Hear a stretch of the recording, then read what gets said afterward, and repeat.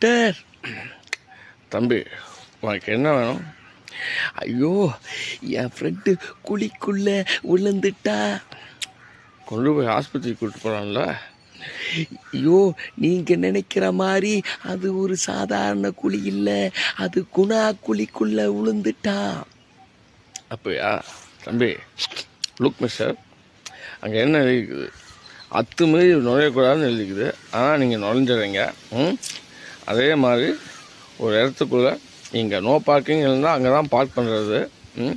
எச்சில் துப்பாதீங்கன்னு எழுதியிருந்தால் அங்கே தான் துப்புறது.